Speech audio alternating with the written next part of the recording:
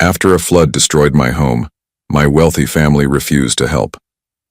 I got a night job and the same truck driver gave me a lift every day. I always brought him a sandwich. Tonight, he drove past my stop and locked the doors. "We can't stop. Your brother is hiding in the alley. Just look at this." I'm glad to have you here. Follow this story until the end and comment the city you're watching from, so I can see how far my story has reached. The water came without warning. I woke up to the sound of rushing liquid, thinking maybe a pipe had burst somewhere in the building.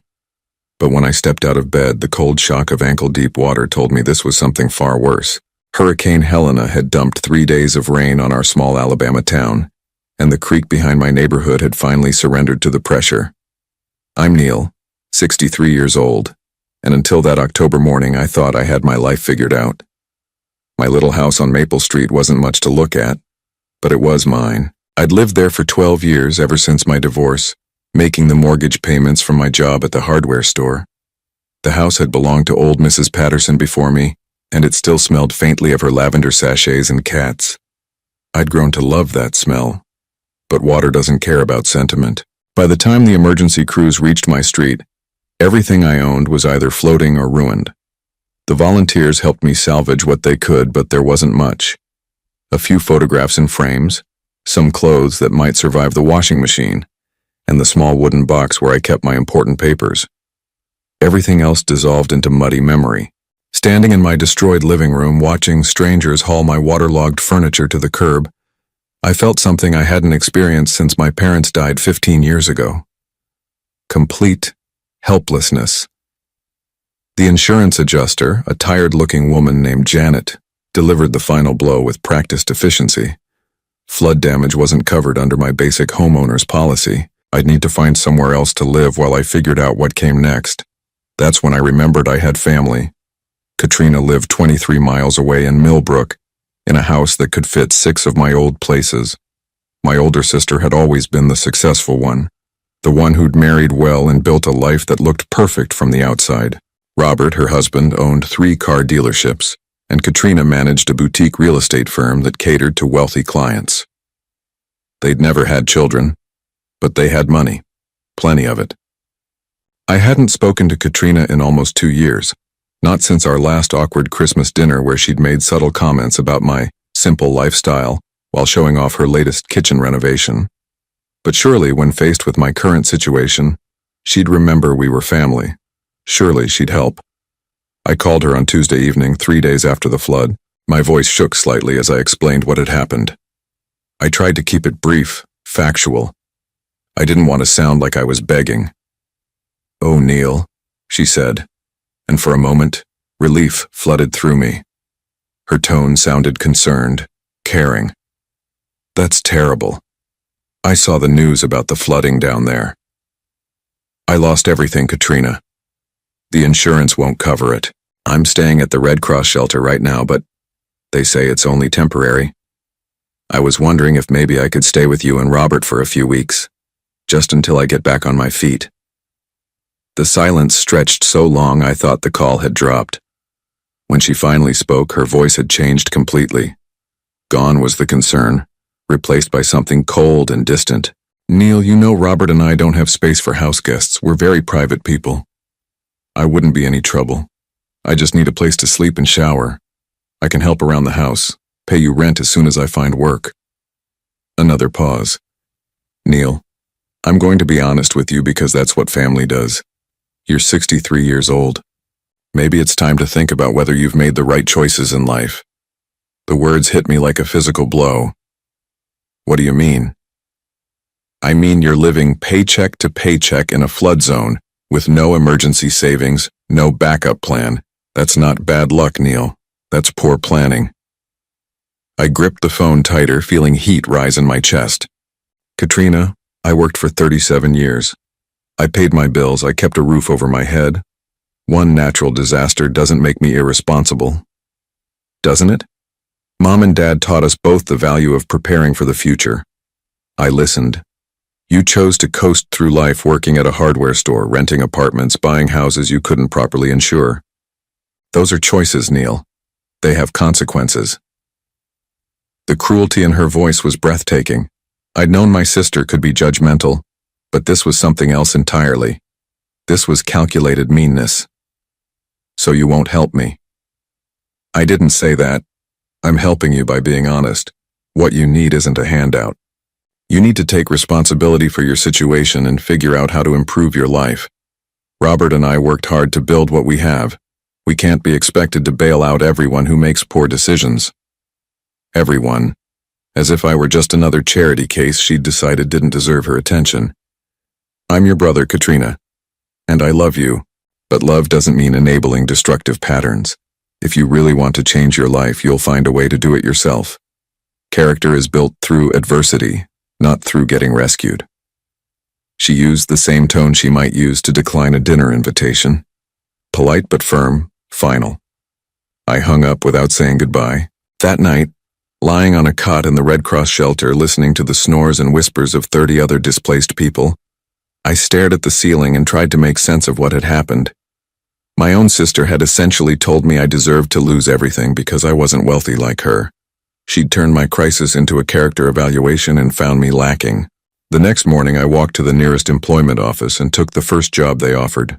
Overnight custodial work at a medical office complex. The pay was $800 a week, enough to rent a small apartment and buy groceries if I was careful. It wasn't the life I'd planned for my retirement years, but it was survival. The apartment I found was a studio in an old building downtown, $550 a month, including utilities.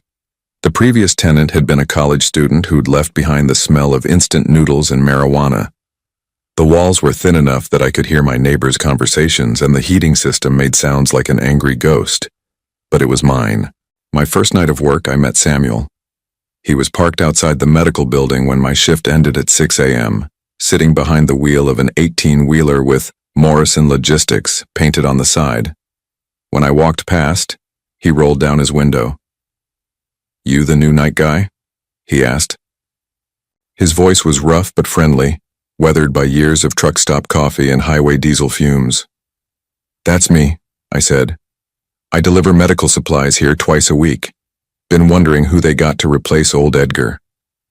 He studied my face with pale blue eyes set in a road-worn face. "You look beat, brother. Long walk home?" "About 4 miles. Not too bad." Samuel shook his head. "Nah, that's too far for a man your age after working all night. Hop in, I'll give you a ride." I hesitated. I'd grown up being taught not to accept rides from strangers, but something about Samuel felt trustworthy. Maybe it was his directness, or maybe I was just too tired to care about safety.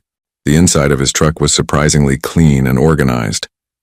It smelled like black coffee and pine air freshener, with a hint of the vanilla candle hanging from his rearview mirror. The radio played quiet country music, and the heater worked perfectly. "Name's Samuel," he said as we pulled out of the parking lot. "Samuel Morrison.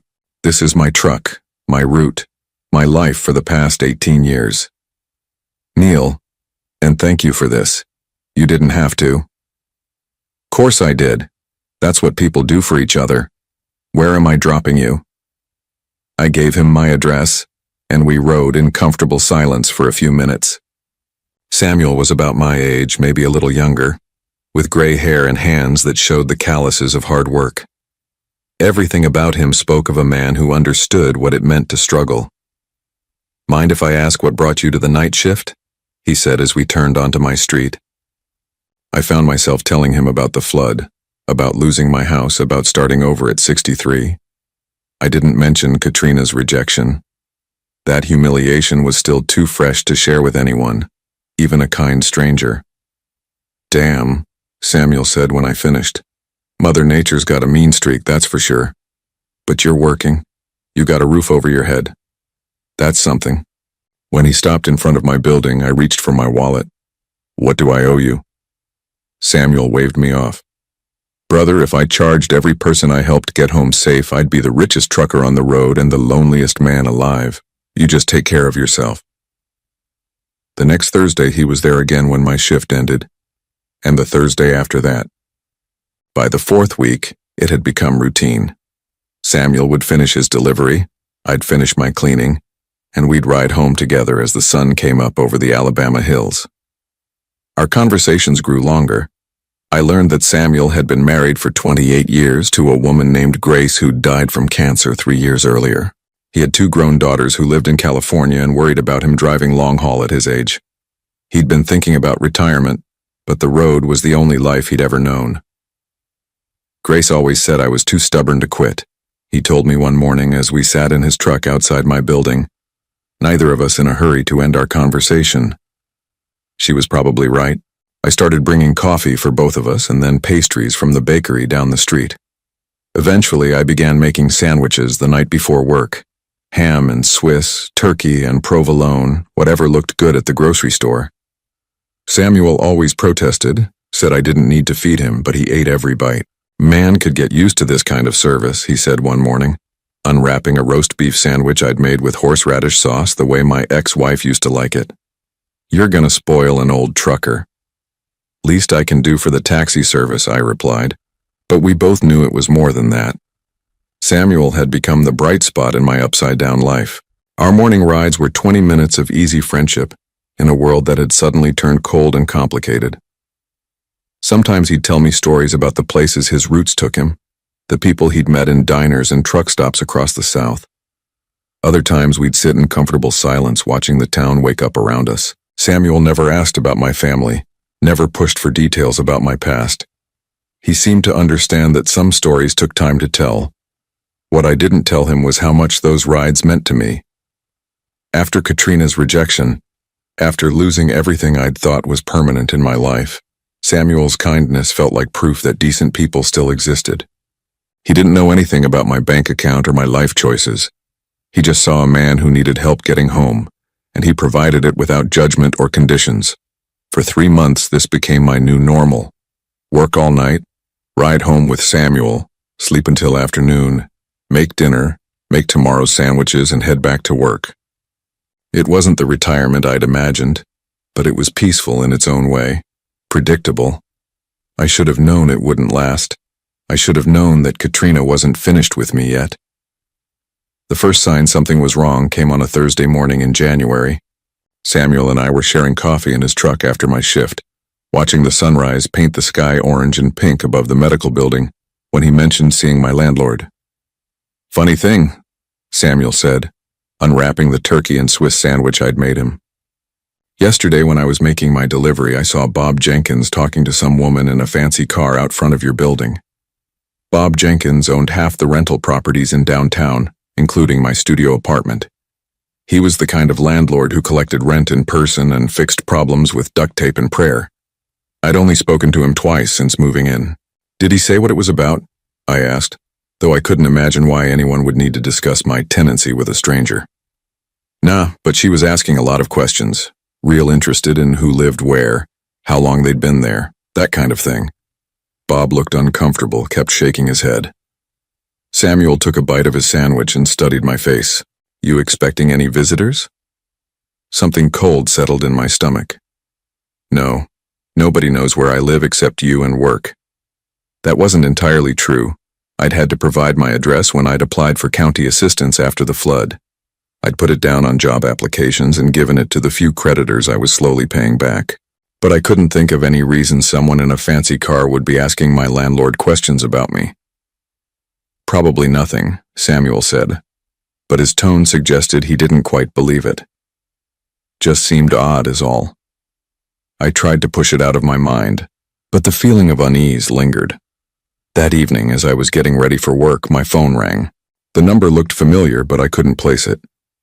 "Hello, is this Neil Holloway?" The voice was crisp, professional. "Yes." "This is Margaret Collins from Riverside Hospital. I'm calling about the custodial position you applied for last month." I frowned. I hadn't applied anywhere else. I was barely managing my current job, but I needed the income.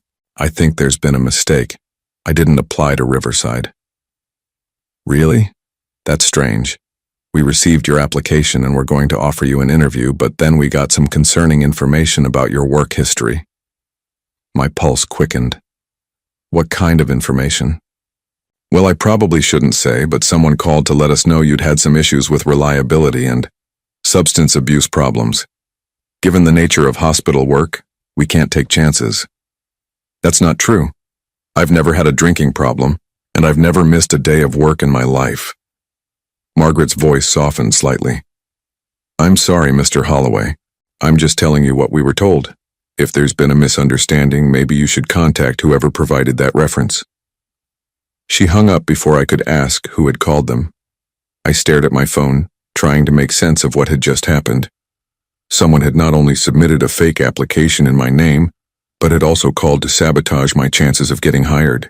Who would do such a thing? And why? The answer came to me slowly, like ice water dripping down my spine. The next morning, I asked Samuel to drive past Katrina's neighborhood on our way to my apartment. It was a detour that added 15 minutes to our trip, but I needed to see something. Millbrook Estates sat behind wrought iron gates that never quite closed properly, a neighborhood where every house looked like it belonged in a magazine. Katrina's place was a 2-story colonial with white columns and perfectly trimmed hedges that probably cost more to maintain than I made in a month. Nice area, Samuel commented, as we drove slowly down Magnolia Lane. What are we looking for? I didn't answer immediately. I was staring at the silver BMW in Katrina's driveway, the same car I'd seen her driving the last time we'd had dinner together. But it was the conversation I could see happening in her front yard that made my blood run cold. Katrina was standing next to her mailbox, talking animatedly to a man in a brown uniform. Even from a distance, I could see her gesturing emphatically, shaking her head, making the same kinds of hand movements she'd used as a child when she was lying to our parents about broken dishes or missing cookies. Keep driving, I said quietly. Everything okay, Neil? Just keep driving. That afternoon, I called every job I'd applied for in the past month. 3 different employers told me the same story. They'd received calls warning them about my unreliability and personal problems. 2 others said they'd gotten letters detailing my supposed history of theft and dishonesty. All of the calls and letters had come from someone claiming to be a former employer, but the details were vague enough that no one had bothered to verify them. I was being systematically sabotaged, and there was only one person with both the motive and the connections to pull it off. When I confronted Katrina that evening, calling her from the parking lot outside the medical building, she didn't even try to deny it. Neil, I told you, I'm helping you by not enabling your poor choices. Lying to potential employers isn't helping me. It's destroying me. Her voice remained eerily calm. You're destroying yourself. I'm just making sure you can't drag innocent people down with you. What the hell does that mean? It means I know you better than these employers do. I know your pattern of taking the easy way out, of expecting other people to solve your problems. If you got hired somewhere better, you'd just coast along until the next crisis, and then you'd be calling me again, begging for help. The cruelty in her reasoning was breathtaking. She was sabotaging my attempts to improve my situation while claiming she was doing it for my own good. You're my sister, I said, my voice shaking with anger. We're supposed to look out for each other. I am looking out for you. I'm forcing you to confront the reality of your situation instead of running away from it. You need to learn to solve your own problems, Neil. You're too old to keep depending on other people. I'm not depending on anyone. I'm working, I'm paying my bills, I'm trying to rebuild my life. With whose help? That truck driver who gives you rides? The charity workers who found you your apartment? You're still looking for people to rescue you instead of rescuing yourself. I hung up on her, but her words followed me into work that night. Was she right? Was I just another charity case looking for handouts and shortcuts? No. I'd worked every day since the flood. I'd taken the first job offered to me and shown up consistently. I was slowly paying back the money I'd borrowed from the Red Cross. I wasn't asking for rescue. I was asking for the basic decency that family members should show each other. But Katrina's campaign of sabotage was working. Over the next few weeks, I applied for dozens of positions and heard back from exactly none of them. Word was somehow spreading through the local job market that Neil Holloway was trouble, a bad risk, someone to avoid. The worst part was the isolation that came with it. I started noticing that people in my extended family were treating me differently. Cousins who'd always been friendly grew distant. My Aunt Dorothy, who used to call me every few months, stopped returning my messages. At first, I thought it was just my imagination, the paranoia that comes from too much stress and too little sleep. Then my cousin Mike called. Neil, I gotta ask you something, and I hope you'll be straight with me. Mike was 3 years older than me, the son of my father's brother. We'd been close growing up, had stayed in touch sporadically over the years. His voice sounded strained, uncomfortable. What's going on, Mike? Katrina called me last week. She's worried about you. Says you've been drinking heavily since the flood, making up stories about the family not helping you. I felt the ground shift beneath me. She said what? She says you've been calling her drunk, making accusations, threatening to spread lies about her if she doesn't give you money. She's scared, Neil. She thinks you might be having some kind of breakdown. The sophistication of Katrina's lie was stunning. She'd taken my legitimate anger about her refusal to help and twisted it into evidence of mental illness and substance abuse. Worse, she'd made herself the victim of my supposed instability. Mike, I haven't had a drink in 2 months. I can't afford to drink. And I've never threatened Katrina about anything. Well, that's not what she says. She showed me some pretty disturbing voicemails, Neil. You sounded not good. What voicemails? I haven't left her any voicemails except asking for help after the flood. A long pause. Maybe you don't remember. If you've been drinking. I'm not drinking, I shouted, then forced myself to lower my voice. Mike, she's lying. I don't know why, but she's spreading false stories about me. Why would she do that? You're her brother. It was the same question I'd been asking myself for weeks. Why was Katrina working so hard to destroy what little life I'd managed to rebuild? What did she gain from keeping me isolated and struggling? I don't know, I said, and that was the truth. But I'm telling you, whatever she showed you, whatever she said, it's not real. Mike's silence stretched long enough that I thought he'd hung up. Finally, he sighed. Neil, I want to believe you. But Katrina's got proof. Recordings, documentation. And honestly, losing your house like that, having to start over at your age, it would be understandable if you were having a hard time coping. After he hung up, I sat in my studio apartment staring at the wall and trying to piece together what was happening. Katrina wasn't just refusing to help me. She was actively working to make sure no one else would help me either. She was systematically destroying my reputation, my relationships, and my opportunities for improvement. But why? What could she possibly gain from keeping me isolated and desperate? The answer came to me during my shift that night, while I was mopping the floors of the medical building and thinking about the conversation with Mike. Katrina had mentioned something during our last fight, something I'd been too angry to process at the time. She'd said she knew my pattern of expecting other people to solve my problems. She'd talked about me calling her again when the next crisis hit. As if she was certain there would be a next crisis. As if she was counting on it. For the first time since this nightmare began, I started to wonder if there was something Katrina was afraid I might discover. Something that would explain why she was so determined to keep me desperate and alone. Something she'd been hiding for a very long time. When Samuel picked me up the next morning, I was quiet during our ride. He seemed to sense my mood and didn't push for conversation, but as we pulled up in front of my building, he turned to me with a concerned expression. Neil, I gotta tell you something. Yesterday, when I was making my delivery, I saw that same woman again. The one in the fancy car who was talking to your landlord.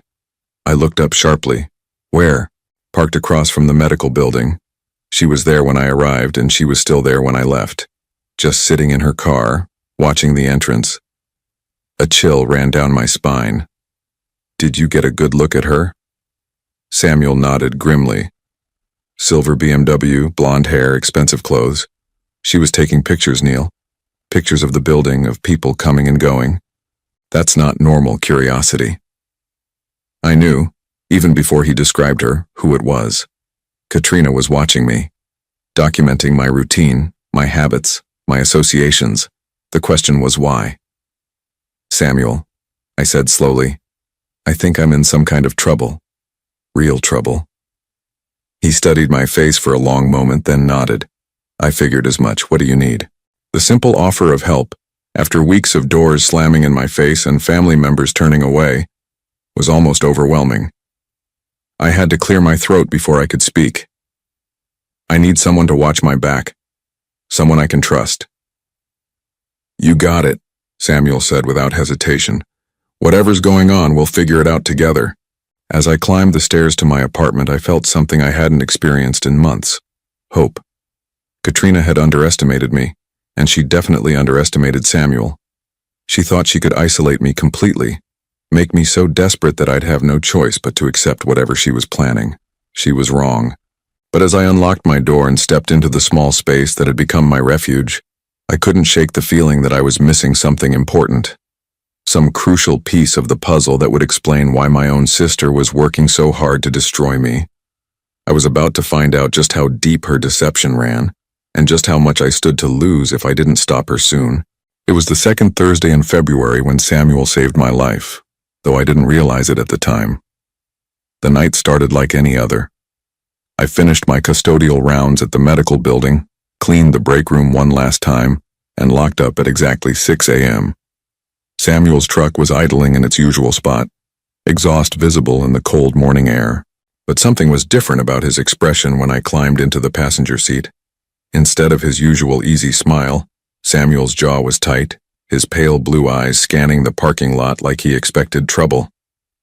"Morning," I said, settling into the worn leather seat and reaching for the thermos of coffee I'd brought to share. "You seem tense." Samuel put the truck in gear but didn't immediately pull out of the parking lot. Instead, he sat there for a moment, hands gripping the steering wheel, studying the rearview mirror. "Neil, I need to ask you something, and I need you to think carefully before you answer." The seriousness in his voice made my stomach clench. "What's going on? Have you told anyone about our morning routine? About me giving you rides home?" I shook my head. "No. Why would I?" "Because yesterday, when I was making my delivery, that woman was back, the blonde in the BMW, but this time she wasn't alone." Samuel reached into his shirt pocket and pulled out his cell phone. The screen was cracked from years of truck stop parking lots and highway vibrations, but I could clearly see the photo he'd taken. A silver BMW sat in the medical building parking lot, and next to it stood two men in dark jackets. One was talking on a phone while the other pointed toward the building entrance. I recognized her from the other times I'd seen her. Samuel continued, his voice low and urgent. "Your sister, right? But those men with her, they weren't family. They looked like the kind of people you hire when you want something done quietly." My mouth went dry. "What kind of something?" "The kind where someone gets hurt." Samuel's fingers drummed against the steering wheel. "Neil, I've been driving truck for 18 years. I've seen enough bad situations to know when one's brewing. This isn't just about job applications anymore." I stared at the photo, trying to process what I was seeing. Katrina with hired muscle, watching my workplace, planning something that required backup. The implications made my head spin. "What do you think they want?" "I think," Samuel said slowly, "they want you gone. Question is whether that means out of town or something more permanent." The words hit me like ice water. My own sister was planning to have me hurt, maybe killed. It seemed impossible, but looking at the evidence on Samuel's phone, I couldn't deny what was happening.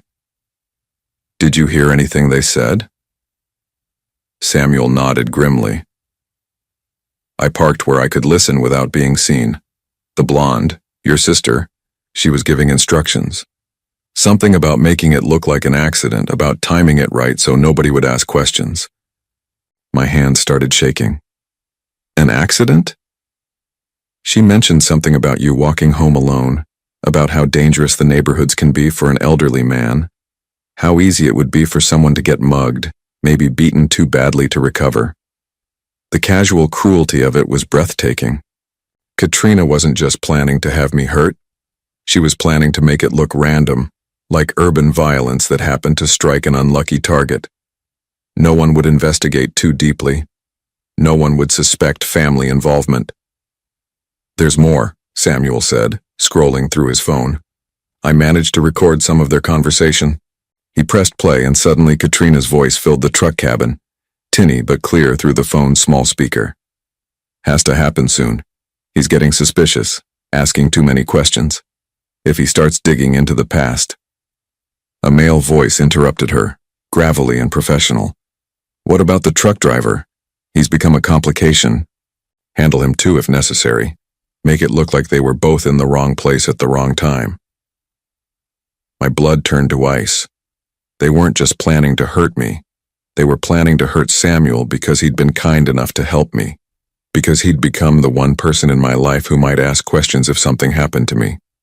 Samuel stopped the recording and looked at me with grim determination. That's when I decided to take action. Whatever your sister is hiding, whatever she's afraid you might find out, it's big enough that she's willing to kill for it. We have to go to the police, I said, but even as I spoke the words, I knew how it would sound. An elderly custodian accusing his successful sister of plotting murder, with only a cell phone recording and some suspicious photos as evidence. We could try, Samuel agreed. But think about it. She's wealthy, connected, respected in the community. You're a flood victim working night shifts and living in a studio apartment. Who do you think they're going to believe? He was right, and we both knew it. Katrina had spent months building a narrative about my mental instability and supposed drinking problems. If I went to the police now, claiming she was trying to have me killed, it would just confirm everything she'd been telling people about my deteriorating mental state. So what do we do? Samuel smiled for the first time that morning, but it wasn't a pleasant expression. We'd turn the tables. See, your sister made one crucial mistake. What's that? She assumed I was just some dumb trucker who wouldn't notice what was happening. She underestimated both of us. Samuel put the truck in gear and pulled out of the parking lot. But instead of heading toward my apartment, he turned in the opposite direction. We're not going to your place this morning, Neil. It's not safe. Where are we going? Somewhere we can figure out what your sister is really afraid of you discovering. Because people don't plan murders over family disagreements, brother. They plan them over secrets. Big, expensive secrets. As we drove through the awakening city, Samuel laid out what he'd observed over the past few weeks. Katrina's surveillance hadn't been random or casual. She'd been tracking my routine with military precision, noting when I worked, how I got home, who I talked to. She'd been building a profile of my vulnerabilities, looking for the perfect opportunity to strike. The thing is, Samuel said as we pulled into the parking lot of a 24-hour diner on the outskirts of town, she's been watching you for weeks, but I've been watching her too. And yesterday, I followed her after she left the medical building. Where did she go? To a law office downtown. She was there for almost 2 hours, came out carrying a briefcase and looking nervous. After that, she went to the bank. Then she made a stop that really got my attention. Samuel parked the truck and turned to face me fully. She went to a storage facility on Industrial Boulevard, Unit 237.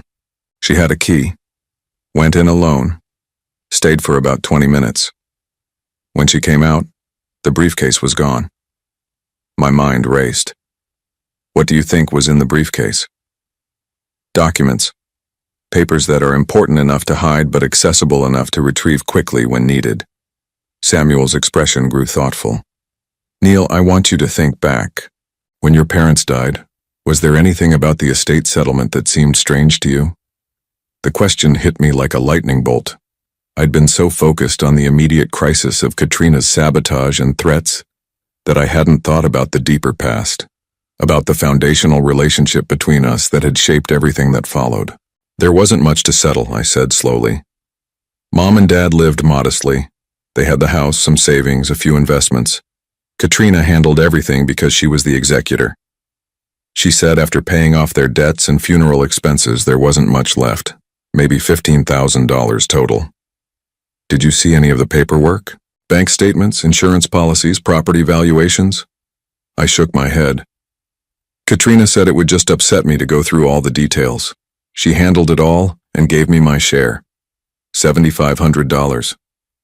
Samuel's eyes narrowed. That seems light for two people who owned their home outright and had been working for 40 years. That's what I thought at the time, but Katrina showed me the funeral bills, said Dad had some business debts I didn't know about. It was a difficult time. I was dealing with my divorce, starting over. I trusted her to handle things fairly. And you never questioned it later? No, why would I? She was my sister. We might not have been close, but I never imagined she'd steal from me. Samuel leaned back in his seat, processing what I'd told him. Neil, I think your sister has been planning this for a long time. I think she stole your inheritance 15 years ago, and she's been terrified ever since that you'd figure it out. The idea was so enormous, so devastating, that I couldn't immediately accept it. Katrina had managed our parents' estate while I was falling apart from my divorce. She'd handled all the paperwork, all the legal requirements, all the financial details. If she'd wanted to cheat me out of my inheritance, she would have had every opportunity. But why wait until now to get rid of me? If she stole my inheritance 15 years ago, why not just leave me alone to live my life in ignorance? Because something changed recently. Something that made her afraid you'd start asking questions. Samuel's voice grew urgent. Think, Neil. What's different now compared to 6 months ago? I considered the question, running through the major changes in my life since the flood. Losing my house, taking the night job, meeting Samuel, dealing with Katrina's rejection and sabotage. Then it hit me. The flood insurance claim, I said quietly. When I was trying to get compensation for my house, the insurance company required documentation going back years.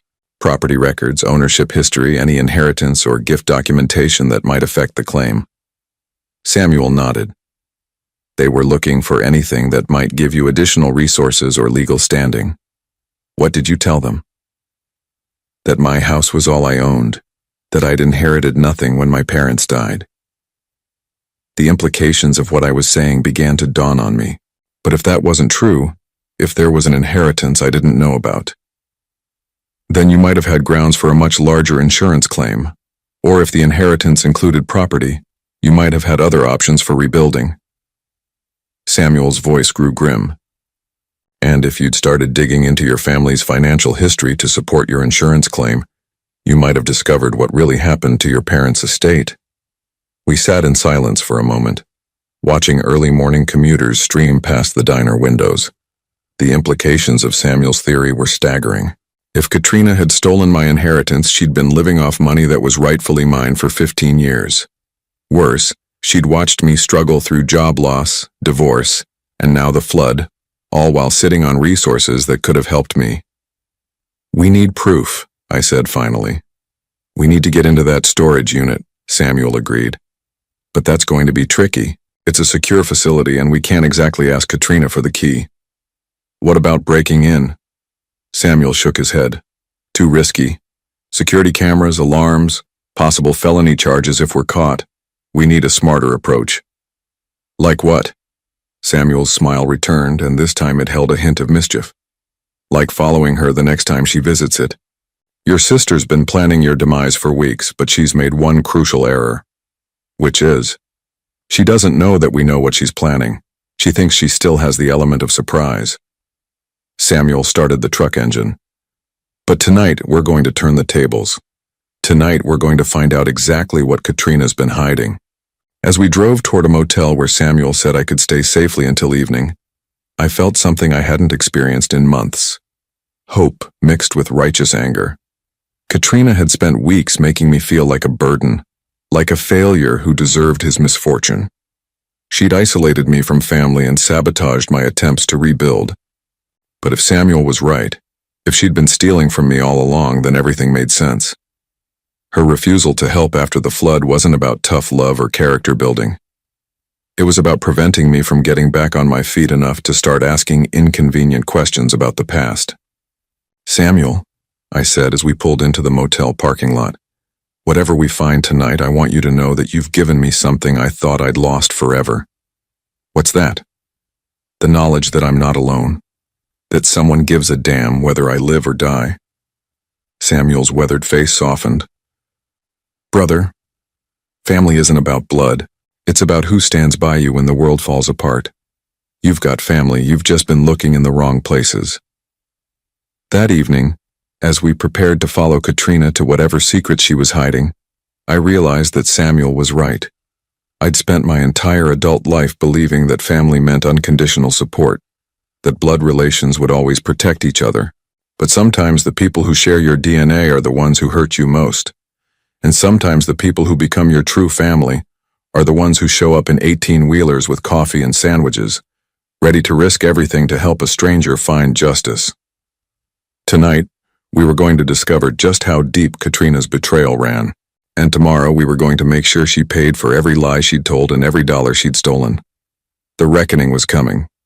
Samuel and I spent that day at the Sunrise Motel, a faded establishment on the highway where the rooms rented by the week and nobody asked questions about why a trucker and an elderly custodian were planning what amounted to surveillance.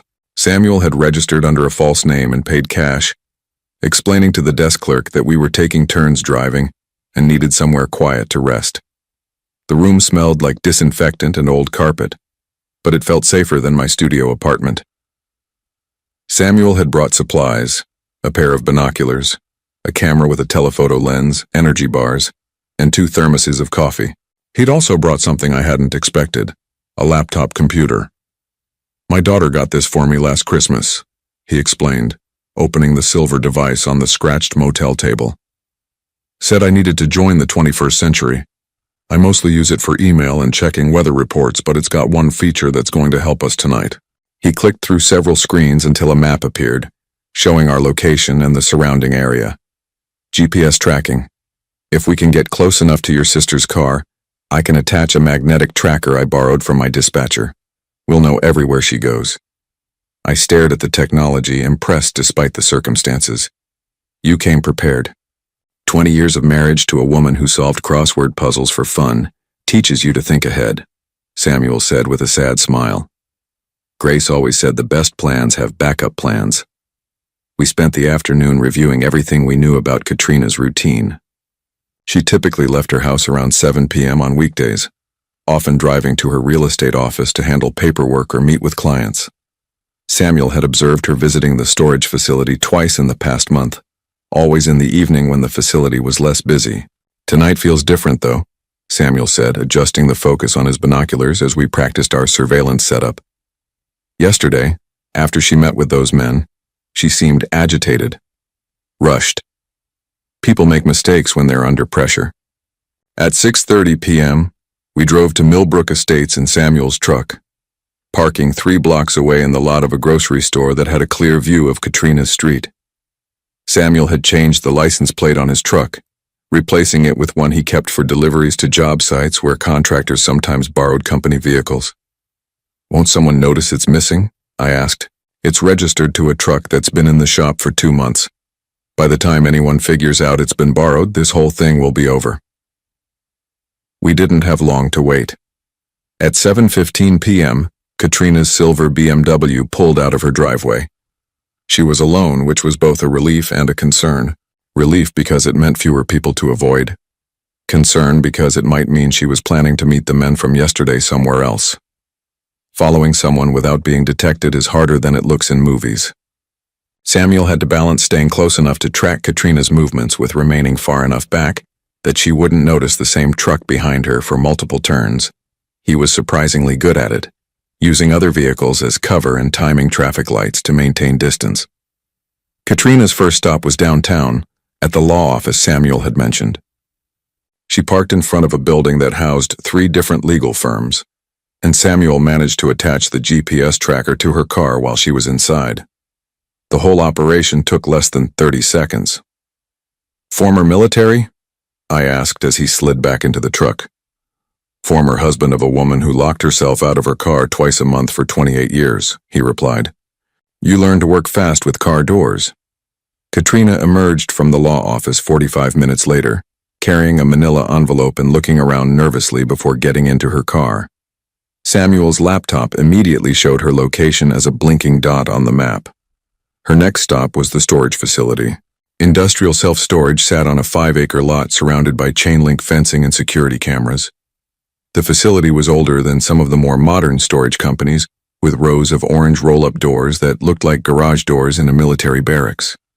Katrina used a key card to enter through the main gate, driving slowly toward the back of the complex. "Unit 237, Samuel murmured, consulting a facility map he'd printed from their website. "Back corner, away from the office and main traffic. Smart choice if you're trying to avoid attention." We parked across the street behind an abandoned gas station, using Samuel's binoculars to watch as Katrina pulled up in front of a unit in the last row. She looked around carefully before getting out of her car. then used a key to open the roll-up door. Even from our distance, I could see that the storage unit was nearly full. Boxes lined the walls and what looked like filing cabinets sat in the middle of the space. Katrina went directly to one of the filing cabinets, opening a drawer and removing several folders. "She's done this before," Samuel observed. "Knows exactly where everything is."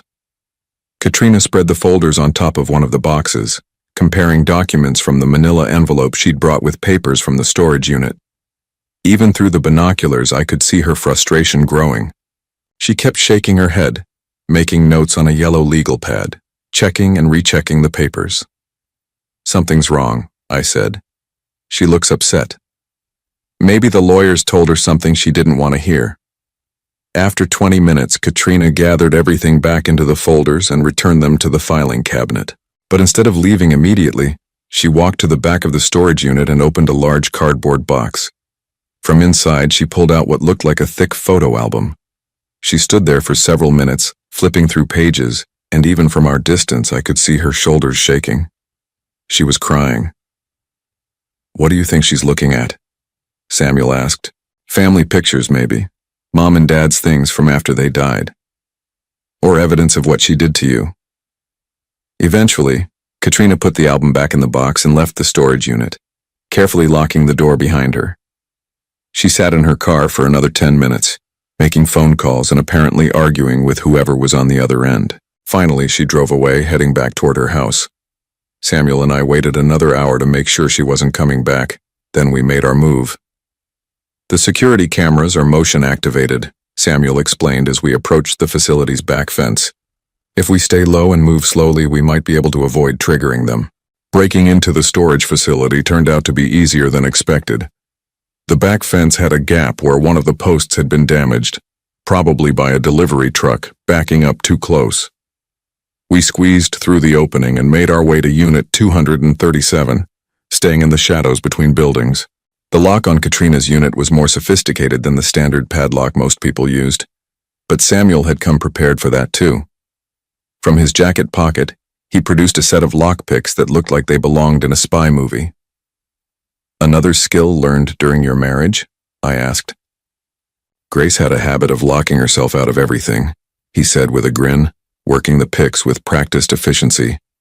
"Cars, houses, her jewelry box, you name it. I got tired of calling locksmiths." The lock clicked open after 5 minutes of careful manipulation. Samuel lifted the roll-up door just enough for us to crawl inside, then closed it behind us and turned on a small flashlight.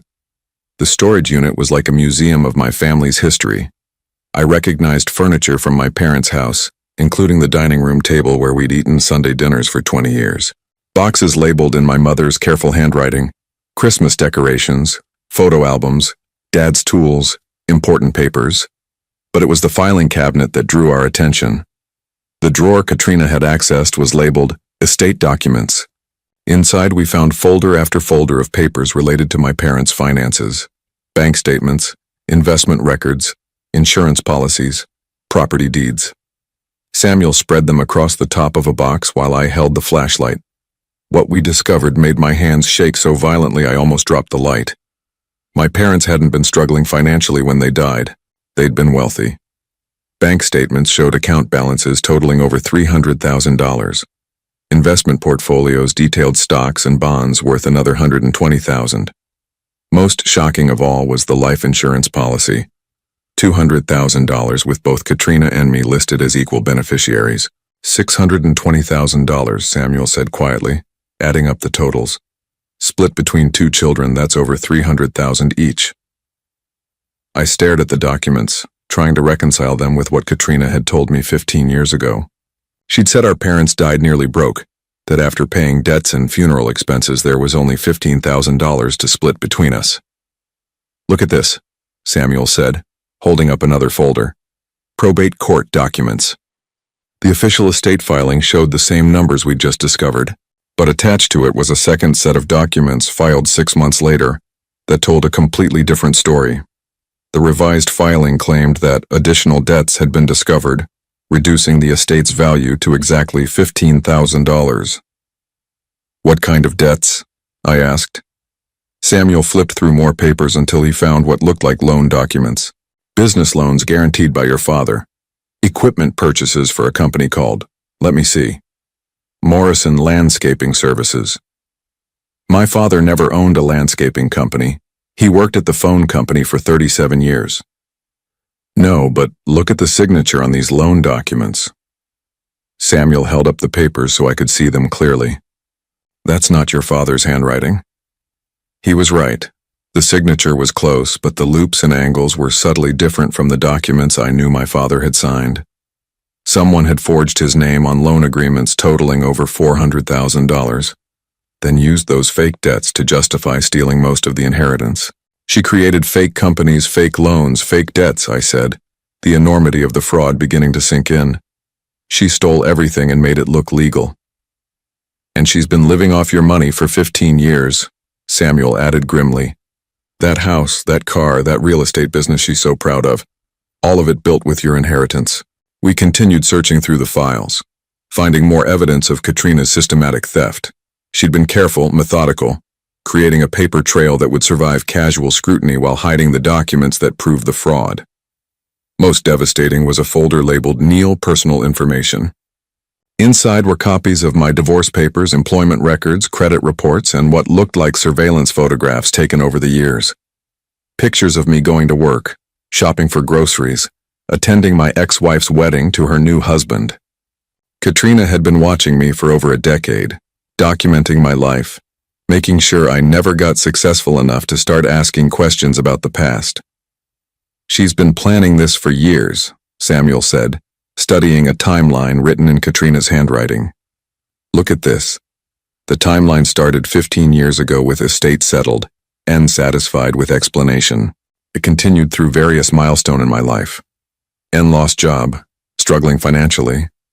N divorced, distracted. N moved to Maple Street house, isolated from family.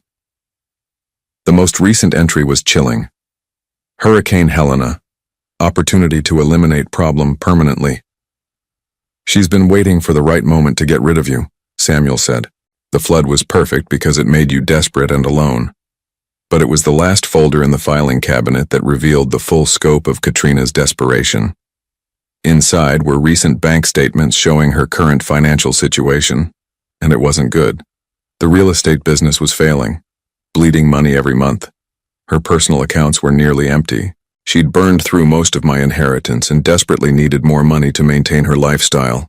She's broke, I said, staring at the numbers. After 15 years, she's spent it all.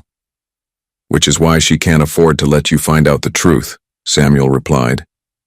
If you discovered the theft and sued her, she'd lose everything. The house, the business, maybe even face criminal charges. So she decided to kill me instead, not just kill you. Make it look like an accident so she could claim your life insurance too. One final score to solve her money problems. We spent another hour photographing documents with Samuel's camera, building a comprehensive record of Katrina's fraud. As we worked, I felt my shock transform into something harder and colder. Rage. My sister hadn't just stolen my money. She'd stolen 15 years of my life watching me struggle and fail while she lived comfortably off my inheritance. She'd sabotaged my relationships, destroyed my opportunities, and planned my murder, all to cover up her original crime. We have enough, Samuel said finally, packing up his camera. Bank records, forged documents, proof of the real estate values. Any court in the country would convict her. Good, I said, my voice steady despite the anger burning in my chest. Because I want her to lose everything just like she tried to make me lose everything.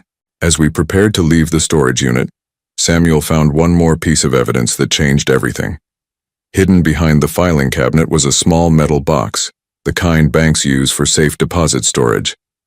Inside were the original copies of my parents' wills, insurance policies, and property deeds, the real documents that Katrina had hidden while she submitted forged copies to the probate court. But most damaging was a handwritten letter from our father, dated just weeks before his death. To my son Neil, the letter began, I want you to know that the money your mother and I are leaving behind comes from 40 years of hard work and careful saving. We've always been proud of both our children, but we've worried that Katrina's lifestyle and spending habits might not serve her well in the long run. That's why we're leaving the house and land to you, along with the larger share of our savings. Katrina will receive enough to be comfortable, but we trust you to use your inheritance wisely and perhaps help your sister if she truly needs it. Take care of yourself, son. We love you. Dad. I read the letter 3 times before the full impact hit me. My parents hadn't just left me an equal share of their estate. They'd left me the majority, along with a request to help Katrina if necessary. Instead, she'd stolen it all and spent 15 years making sure I'd never be in a position to discover the truth. Neil, Samuel said quietly, we need to get out of here. We've got what we came for. As we replaced everything in the filing cabinet and prepared to leave, I made a decision that would change both our lives forever. Samuel, I want to thank you for everything you've done. But from here on out, this gets dangerous. Katrina's already planning to hurt you because you've been helping me. You should disappear. Change your route, stay away from me until this is over. Samuel looked at me like I'd suggested he abandon a wounded soldier on a battlefield. Brother, I didn't come this far to walk away now. You've got proof of what she did, but you still need help bringing her down. Besides, she threatened Grace's memory when she threatened me. That makes this personal. She could have you killed. She could try, Samuel said with grim determination. But your sister's made one crucial mistake that's going to cost her everything. What's that? She picked a fight with the wrong truck driver. As we left the storage facility and headed back to the motel, I realized that tomorrow would bring the most difficult confrontation of my life. I would have to face the sister who'd stolen my inheritance, sabotaged my life, and planned my murder. But I wouldn't be facing her alone. The meeting was set for 10 a.m. at the Millbrook Country Club, neutral territory where Katrina felt comfortable and confident. Samuel had suggested the location, reasoning that she'd be less likely to bring hired muscle to a place where she was known and respected. I'd called her the night before, using a calm, defeated tone to request one final conversation about our family situation. I've been thinking about what you said, I'd told her over the phone, about taking responsibility for my choices. Maybe you're right. Maybe it's time I stopped fighting and accepted reality. The relief in her voice had been audible. Oh, Neil, I'm so glad you're finally seeing reason. We can work something out, I'm sure. Something that's fair for everyone. Fair? The word had almost made me laugh. Samuel dropped me off 3 blocks from the country club, parking where he could watch the entrance with his binoculars. We'd planned every detail of the confrontation, including multiple exit strategies in case things went wrong. The manila envelope in my hands contained copies of every document we'd found, organized in chronological order to tell the complete story of Katrina's 15-year deception. Remember, Samuel had said as I got out of the truck, she's going to deny everything at first. Don't show her the evidence all at once. Let her dig herself deeper with each lie. The Millbrook Country Club looked like something from a movie about wealthy Southern families. White columns, manicured lawns, and the kind of understated luxury that whispered rather than shouted about money. I'd never been inside before, but the hostess recognized Katrina's name and led me to a private dining room overlooking the golf course. Katrina was already there, sitting at a small table with her back to the window. She was dressed impeccably as always, in a cream-colored suit that probably cost more than I made in a month. Her blonde hair was perfectly styled, her makeup flawless. She looked every inch the successful businesswoman, the responsible sister who'd built a life worth envying. She also looked nervous. "Neil," she said, standing to greet me with a careful smile. "You look better. Have you been getting more sleep?" I sat down across from her, placing the manila envelope on the table between us. "I've had a lot to think about lately." "I'm sure you have. And I want you to know that I've been thinking too, about our relationship, about how we can move forward as a family." The waitress brought coffee without being asked, apparently part of Katrina's regular routine. I waited until we were alone again before responding. "I've been thinking about Mom and Dad," I said, "about what they would have wanted for us." Katrina's smile softened, becoming more genuine. They would have wanted us to take care of each other, to be there for family when times get hard. "Is that what you've been doing? Taking care of me?" In my own way, yes. I know it might not seem like it, but tough love is still love, Neil. Sometimes caring about someone means not enabling their mistakes. I nodded thoughtfully. You're probably right. I've made a lot of mistakes over the years. Poor financial decisions, bad planning, not preparing for emergencies. Exactly. Katrina leaned forward slightly, encouraged by my apparent agreement. But it's never too late to change. You're still relatively young, still capable of building a better life for yourself. With your help? Well, within reason. I can't just hand you money, Neil. That would only reinforce the patterns that got you into trouble in the first place. But maybe we could find you a better job, a better place to live. Something more suitable for a man your age. Something more suitable. Like a grave, I thought, but didn't say. That's very generous, I said instead. But I have to ask you something, and I need you to be completely honest with me. Katrina's expression grew cautious. Of course. What is it? When Mom and Dad died, when you handled their estate, was there really only $15,000 left after paying their debts? The question hit her like a physical blow.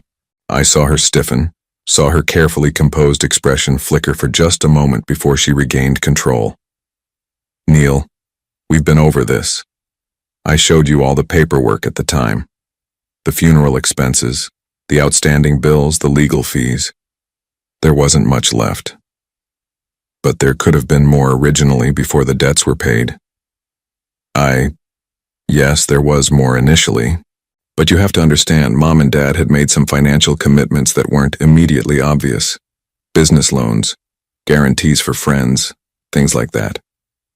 Her first lie. Samuel had been right about letting her dig herself deeper. What kind of business loans? Oh, you know Dad. He was always trying to help people, co-signing for neighbors who needed equipment loans, that sort of thing. Very generous, but not always wise. Equipment loans for what kind of business? Katrina's pause was barely perceptible, but I caught it. Landscaping equipment, I think. Or maybe construction. I'd have to check the records to be sure. Her second lie, the fictional Morrison Landscaping Services. Katrina, I need to tell you something. Last week, I applied for additional flood relief assistance. They required documentation of any assets or inheritance I might have received in the past 20 years. The color drained from her face. What? What did you tell them? The truth, that I'd inherited nothing significant when our parents died. But they said they needed to verify that with official records. I opened the manila envelope and pulled out the first document, the original probate filing showing the estate's true value. This is what they found. Katrina stared at the document, her hands trembling slightly as she recognized her own handwriting on the legal forms. Neil, I can explain. $620,000, I said quietly. That was the real value of Mom and Dad's estate. Bank accounts, investments, life insurance, the house and property. Over $300,000 that should have come to me. You don't understand the complexities involved in settling an estate. There were so many factors. Like Morrison Landscaping Services? I pulled out the forged loan documents. The company that Dad supposedly guaranteed loans for. Except Dad never owned a landscaping business and this isn't his signature. Katrina's breathing became shallow, rapid. Neil, you're jumping to conclusions. There are explanations for all of this. Are there explanations for these? I spread out the photographs Samuel had taken of her surveillance files. Pictures of me going to work, shopping for groceries, living my daily life while she watched and documented my every move. Her facade finally cracked completely. The careful composure, the loving concern, the sisterly worry, all of it fell away, leaving something cold and calculating. You broke into my storage unit. I discovered the truth about what you've been doing to me for 15 years. Katrina sat back in her chair, her mind racing. I could see her weighing options, considering damage control strategies, trying to find a way to spin the situation to her advantage.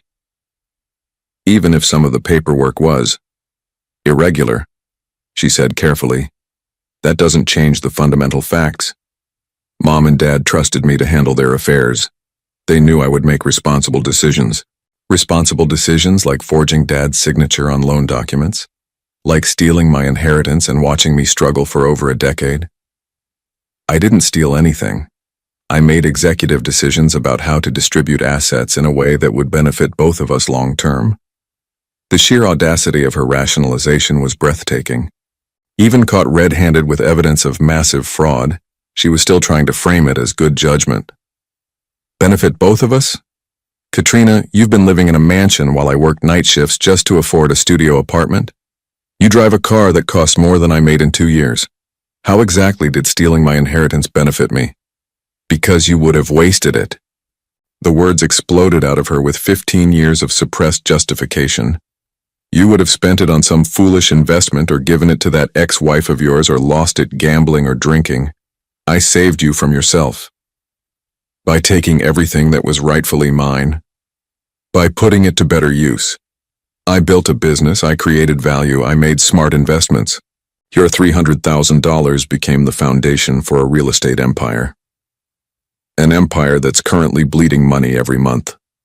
I pulled out her recent bank statements. You're broke, Katrina. You spent 15 years living off my inheritance and now it's gone. Her eyes widened as she recognized the documents. How did you? The same way I found out about the men you hired to have me killed. The accusation hung in the air between us like a live wire. Katrina's face went completely white, her hands gripping the edge of the table. I don't know what you're talking about. The medical building parking lot. 2 men in dark jackets discussing the best way to make my death look like a random mugging. I pulled out Samuel's phone and played the recording of her voice discussing plans for my accident. Katrina listened to her own words with growing horror, realizing that her entire conspiracy had been documented, recorded, and preserved as evidence. Neil, that wasn't what it sounded like. I was trying to protect you. Protect me from what? From making the wrong decisions. If you'd discovered the truth about the inheritance, you would have sued me, destroyed my life, taken everything I'd worked for. I couldn't let that happen. So you decided to murder me instead. I decided to find a permanent solution to a problem that was spiraling out of control. There it was, the admission I needed. Katrina had just confessed to planning my murder, in a room at her own country club, surrounded by the kind of witnesses who would remember every detail. You hired men to kill me because I might have discovered that you stole my inheritance. I hired men to solve a problem before it destroyed both our lives. I gathered the documents back into the manila envelope, my hands completely steady despite the magnitude of what I'd just accomplished. 15 years of lies, theft, and deception had just collapsed in the space of an hour. Where does that leave us, Katrina? She stared at me with wild eyes, her perfect composure completely shattered. What do you want? I want my inheritance back, all of it, with 15 years of interest. I don't have that kind of money anymore. Then you'll sell the house, the business, everything you bought with my stolen inheritance. You'll liquidate every asset and return what you took from me. And if I refuse? I stood up, tucking the envelope under my arm. Then I go to the police with evidence of forgery, fraud, theft, and conspiracy to commit murder. You'll lose everything anyway. Plus you'll spend the rest of your life in prison. Katrina sat frozen, staring at the table where the evidence of her crimes had been spread out moments before. The reality of her situation was finally sinking in. She'd spent 15 years building a life on stolen money, and now the foundation was crumbling beneath her. You have 48 hours to decide, I said, walking toward the door. After that, I take everything to the authorities and let them sort it out. Neil, wait. Her voice was small, desperate. We're family. Surely we can work something out that doesn't destroy both our lives. I paused at the door, looking back at the woman who had called herself my sister while planning my murder. Family doesn't steal from each other, Katrina. Family doesn't watch each other struggle while living off their pain. And family definitely doesn't hire killers when their crimes are about to be discovered. Please, I'm begging you. You should have thought of that 15 years ago. I left her sitting alone in the country club dining room, surrounded by the luxury she'd built with my stolen inheritance. Through the window I could see Samuel's truck waiting in the parking lot, ready to take me to the next phase of our plan. For the first time since the flood destroyed my house, I felt like I was finally going home. But the game wasn't over yet. Katrina was cornered now, desperate and dangerous. The next 48 hours would determine whether she'd accept defeat gracefully or fight back with everything she had left. Either way, I was ready for whatever came next. Katrina chose to fight. The call came 36 hours after our confrontation at the country club. Samuel and I were staying at a different motel, one farther from town where we felt safer while waiting for Katrina's response. When my phone rang with her number, I almost didn't answer. "Hello, Katrina." "Neil." Her voice was different now, harder, stripped of all pretense. "I've thought about your ultimatum. And I'm not going to be blackmailed by my own brother. If you take those documents to the police, I'll make sure you regret it." I'd expected this. Desperate people rarely surrender without exhausting every option, and Katrina had spent too many years in control to give up easily. "What does that mean?" "It means I have resources you don't know about. Connections, people who owe me favors. If you try to destroy my life, I'll make sure yours ends first." The threat was clear, but it didn't carry the weight she intended. Samuel had anticipated this exact response and prepared accordingly. "Katrina, there's something you should know. This conversation is being recorded and copies of all the evidence are already in safe deposit boxes at 3 different banks. If anything happens to me or to Samuel, everything goes directly to the police." Silence stretched across the line. "Furthermore," I continued, "the statute of limitations on estate fraud is 15 years from discovery, not from commission. I just discovered your crimes last week. You're still vulnerable to criminal prosecution. You're bluffing." "Am I? Are you willing to bet the rest of your freedom on that assumption?" Another long pause, then. "What do you really want, Neil? Money?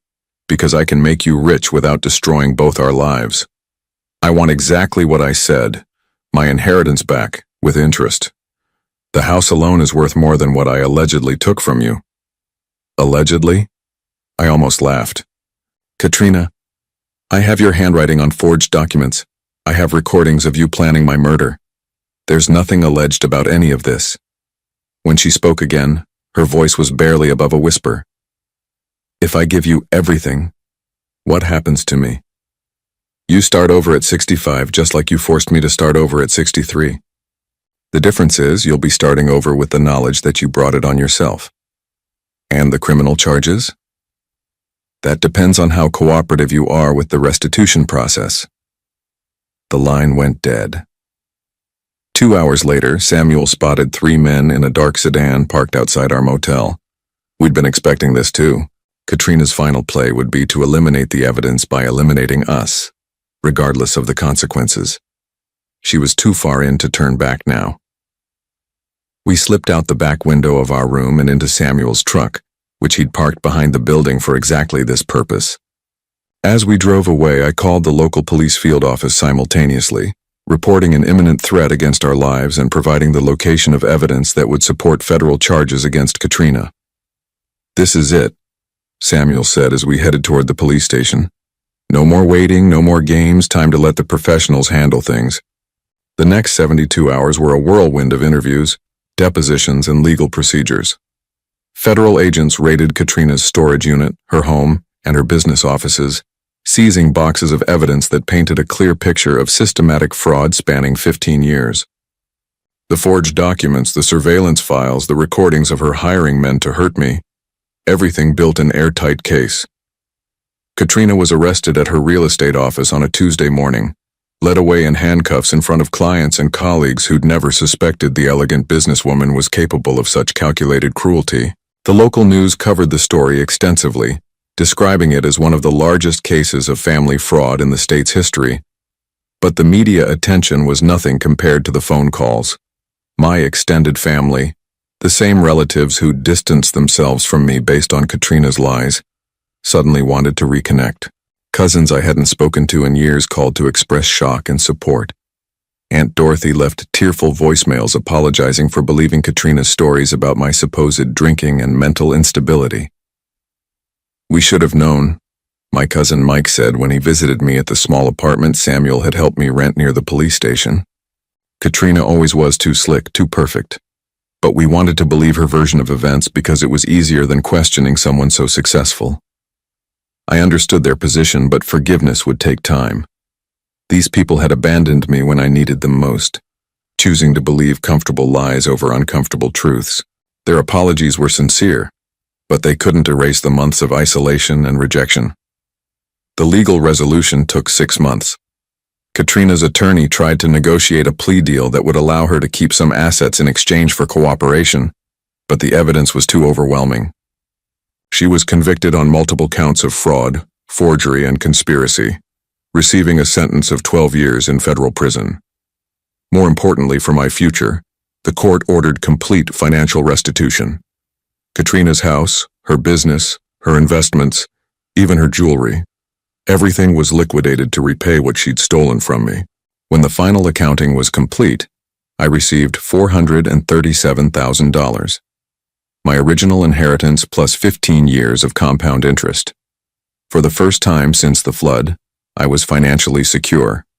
More than secure, I was wealthy enough to live comfortably for the rest of my life without ever working another night shift.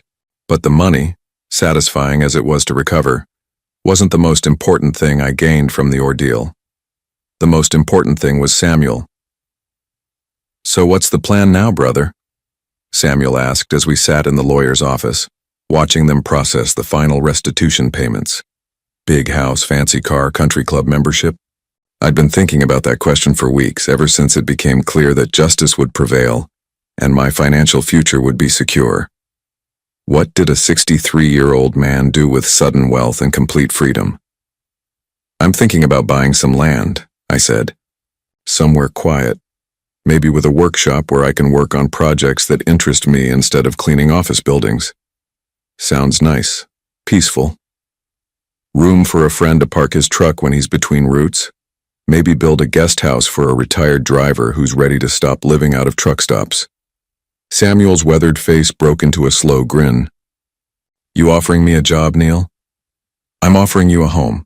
A real one, with your own space and no schedule except what we decide for ourselves." "What would I do all day? I've been driving truck for 18 years. "Whatever you want. Fish, work in the garden, fix things that break, teach an old man how to use all the features on that laptop computer. Be family." The word hung between us, carrying all the weight of what we'd been through together.